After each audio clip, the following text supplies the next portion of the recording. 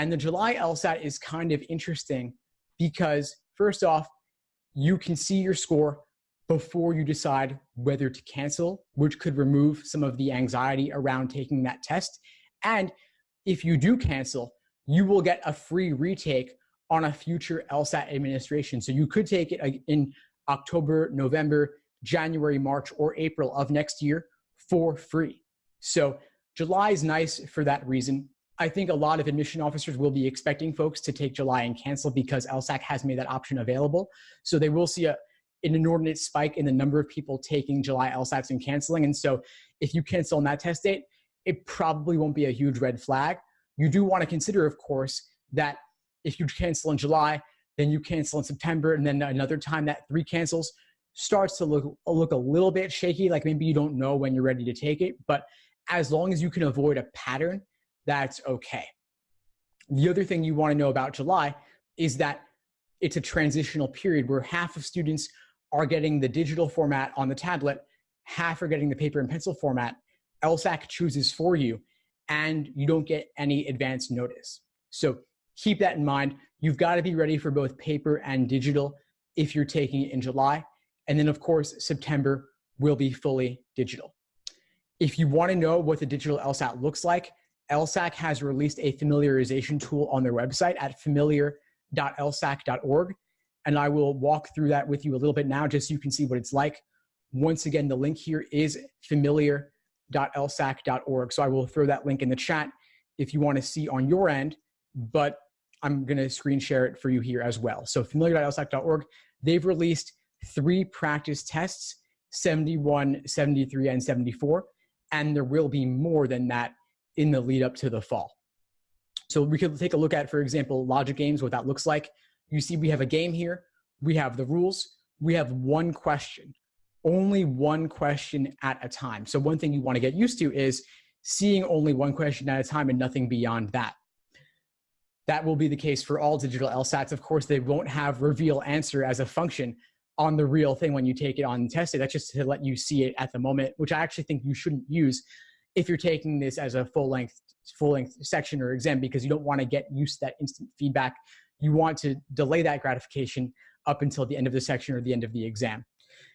Now, some features they have here. You can underline things. You can highlight things in 3 different colors, yellow, pink, and orange. You can erase what you've highlighted.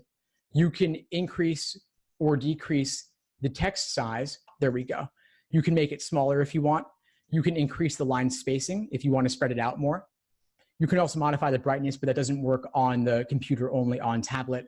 And there also is this countdown clock on the upper right here that you can remove by clicking it. But once the 5-minute warning hits, you can no longer remove it. So it's something to get used to. You can flag questions. You see I put a flag on number 2. There's a little flag icon popping up on the bottom. If I select an answer, it's selected on bottom. If I eliminate an answer, then it's faded to gray there, which is nice. So you won't pay as much attention to it. Let's see what else. Going back to the directions, let's say we were starting the section from the beginning. The directions pop up. The timer starts counting down immediately.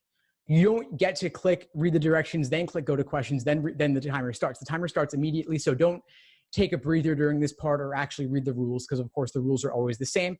You should immediately go on to the questions and start, because the clock has been ticking this entire time. Games, 1 question at a time, of course. So you have to click around if you want to see the other questions and go back if you need to. But for reading comp, you have to scroll down through to see the entire passage.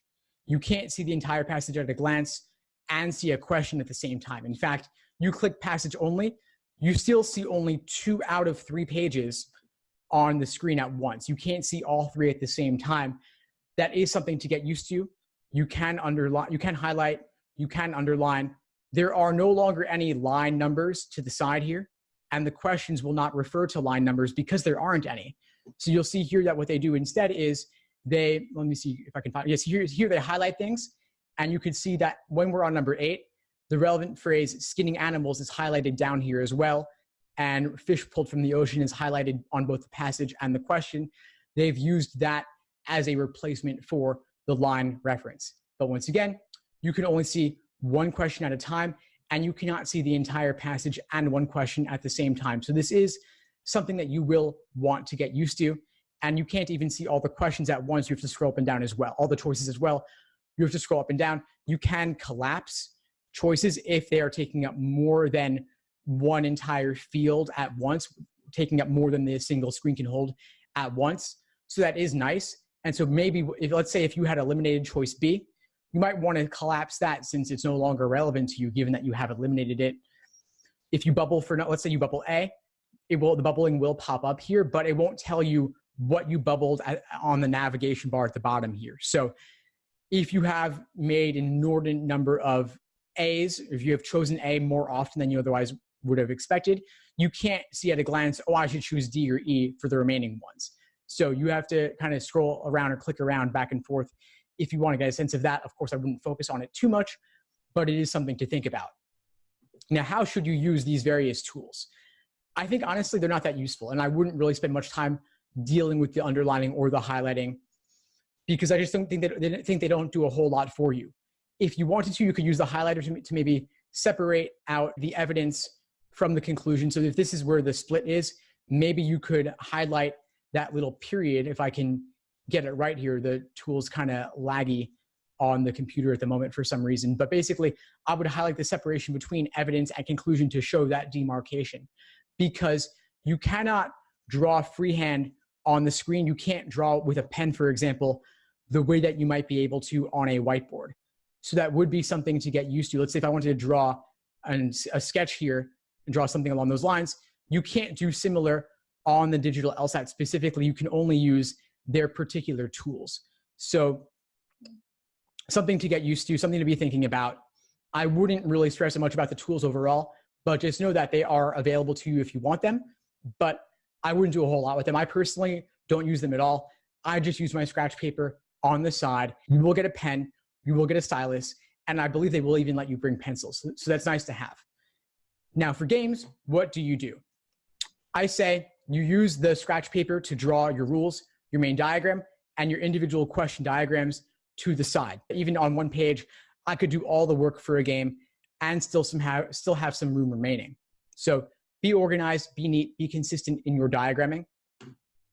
As for how to deal with the limitation that you can only see one question at a time, versus in the past, you could see a whole 2-page spread of logical reasoning questions or an entire game or an entire passage at once. What do? I suggest making a cutout and then covering a particular question. This is a question from the Juno 7 LSAT. You can cut out and see, limit your field of vision to only that one question at a time. Now, like I said, you cannot draw over here like you might be able to, or even draw on the stimulus like you might be able to on a paper version of the LSAT. So my recommendation is that you get used to treating your books like they were a screen, like they were PDFs. And you don't do any drawing on the screen or on the PDF. You do all your work on your scratch paper on the side and limit it to that and nothing more.